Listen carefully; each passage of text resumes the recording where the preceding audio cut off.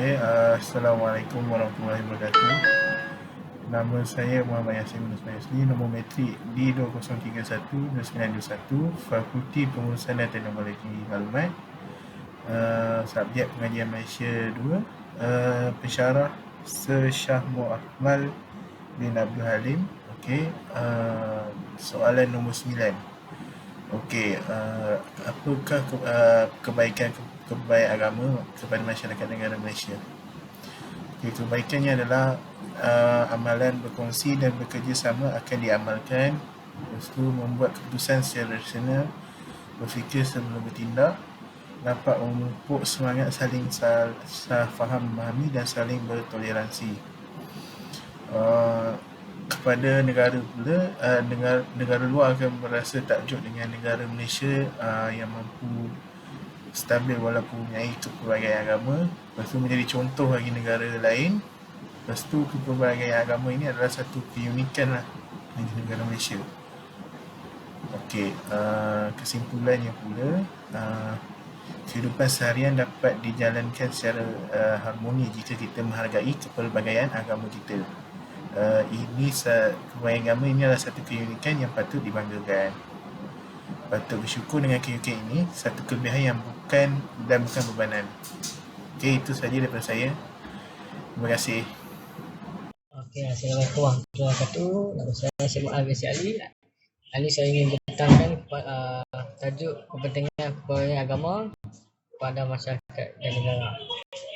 Atau kepentingannya bagi mengelakkan perpecahan antar kaum kerana menjadi masyarakat yang aman dan damai serta meningkatkan nama baik negara. Itu dia bagi kaum semua kaum bersatu padu lah. Itu dengan maksud dia. Yang kedua, meningkatkan keimanan dalam diri seseorang individu. Apabila ada agama masing-masing, tetap meningkatkan keimanan dalam diri seseorang. Contoh maksud dia, contoh kalau berlainan agama tetap menambah keimanan walaupun berlainan agama, dan meningkatkanlah keimanan terhadap diri seorang lah. Yang kedua. Yang ketiga, bagi mencapai keharmonian meskipun berlainan agama, malah kita harus menghormati agama lain kerana mendapat keharmonian tersebut. Maksudnya mencapai keharmonian ni kena menghormati semua agama lah. Tak kisah dia Islam ke tak Islam je, kena menghormati lah semua agama. Itu dengan maksud dia lah. Dan itu baru dia mendapat. Kesimpulannya, kebaikan adalah boleh memupuk semangat kejianan serta kerjasama meskipun berlainan agama, berkata bagi arah dengan tebing. Kerana rakyat Malaysia harus menolong antara satu sama lain agar ekonomi negara dapat berkembang pesat. Yang kedua, rumah terbuka ataupun seringkali disebut sebagai open house bukanlah sesuatu yang baru diperkenalkan dalam masyarakat Malaysia, tetapi sejak dahulu lagi. Itu menunjukkan rumah terbuka ni dia tak kisah bangsa ataupun tak kisah agama lah, tak kira agama. Semua boleh diperkenalkan dalam masyarakat Malaysia lah. Assalamualaikum. Nama saya Syafti Zulkifli, nombor metrik D2031-2987. Saya ingin membentangkan tentang kebaikan kepelbagaian agama kepada masyarakat dan negara di Malaysia. Malaysia terkenal sebagai sebuah negara demokrasi yang unik di Asia Tenggara. Hal ini kerana Malaysia terdiri daripada masyarakat yang berbilang kaum dan agama. Selain itu, dengan terdapatnya pelbagai agama di negara ini juga akan lebih menitik beratkan sikap toleransi, nilai persaudaraan, nilai moral dan juga dapat mengeratkan lagi perpaduan antara semua lapisan masyarakat. Jika dirujuk secara keseluruhan, agama Islam adalah merupakan agama rasmi di Malaysia. Hal ini kerana di Malaysia, keperatusan agama Islam adalah paling tinggi berbanding agama lain. Terdapat juga peranan yang penting yang perlu dimainkan dalam kehidupan harian. Antaranya seperti setiap agama mengajarkan nilai moral, membina masyarakat yang bertamadun dan memainkan peranan yang amat vital dalam kehidupan manusia. Ia juga akan menyebabkan keharmonian dalam masyarakat. Sebagai contoh, hidup bersatu padu dan saling memerlukan antara satu sama lain, terutama bagi mereka yang berada dalam kesulitan. Sebagai contoh yang kita boleh ujarkan ialah Ustaz Abid Liu yang membantu orang susah dengan memberi beberapa sumbangan seperti barang keperluan kepada mereka. Seterusnya, kebaikan kepelbagaian agama di negara ini. Yang pertama, dapat hidup secara aman dan harmoni. Yang kedua, tidak wujud prasangka. Yang ketiga, mengeratkan hubungan silaturahim walaupun berlainan agama. Kesimpulannya, setiap agama perlulah memanfaatkan kekuatan nilai agama masing-masing secara maksimum bagi mendorong dan menegakkan integriti pembinaan bangsa.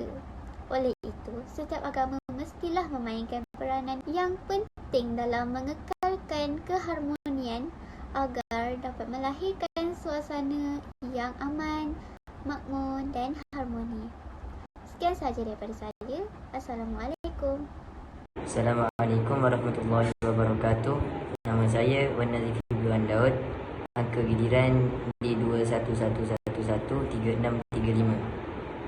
Saya mengambil kos pengajian Islam di dalam USAS. Saya ingin menjawab soalan 9, iaitu kebaikan kepelbagaian agama kepada masyarakat dan negara Malaysia.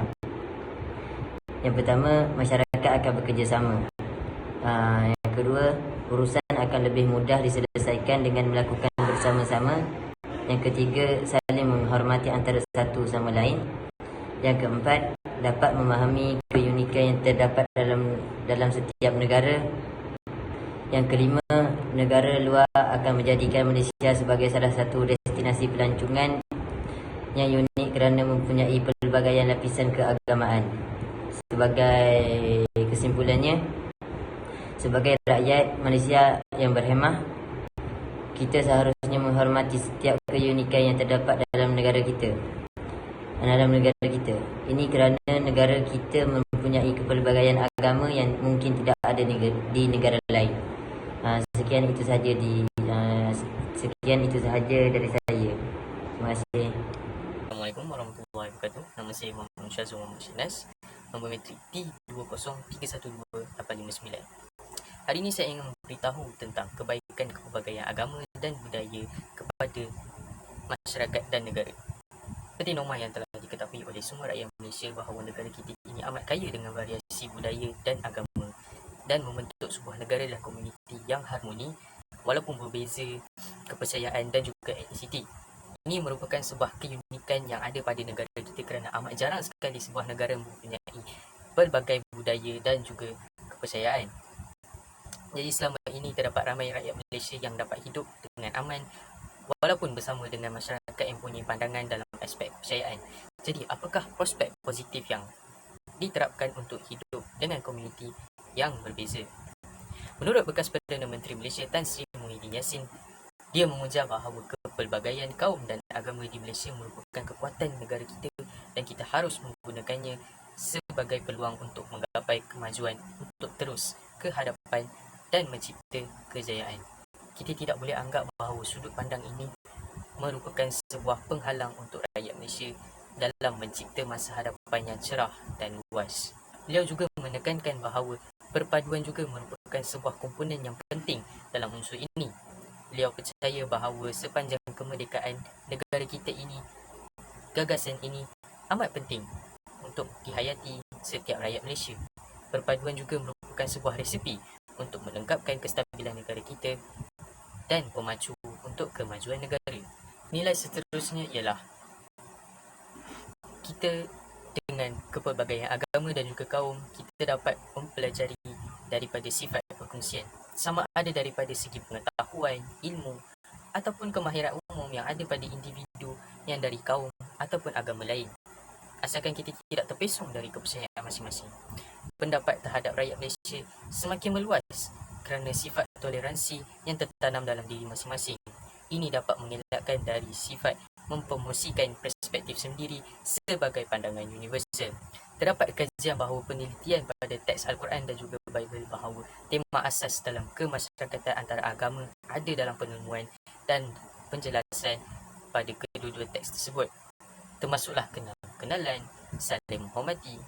Asas-asas kemasyarakatan antara agama menurut dalil dalam teks masing-masing perlu diketengahkan agar masyarakat dapat faham bahawa bukan sahaja Islam dan Kristian tidak menolak sifat kemasyarakatan, begitu juga dengan agama-agama lain. Namun, terdapat batas dan panduan yang perlu dipatuhi. Juga penting jika topik ini memupuk sifat penerimaan pelbagai kaum dan agama dalam sebuah komuniti, lebih-lebih lagi pada generasi muda dan belia-belia yang akan datang. Dengan ini, dari usia muda kita dapat membendungkan mereka dan biasakan mereka untuk hidup bersama kaum-kaum lain. Ini dapat mengelakkan mereka daripada menimbulkan isu-isu perkauman dan mendiskriminasi kaum. Seperti yang sedia maklum, ini merupakan sebuah jenayah yang telah pun termaktub atas Akta Hasutan 1948, Kanun Kesiksaan serta Akta Komunikasi dan Multimedia. Jadi ianya amat penting untuk kita sebagai generasi yang lebih tua tanggungjawab untuk mendidik mereka untuk mengelakkan diri daripada menimbulkan isu yang sensitif.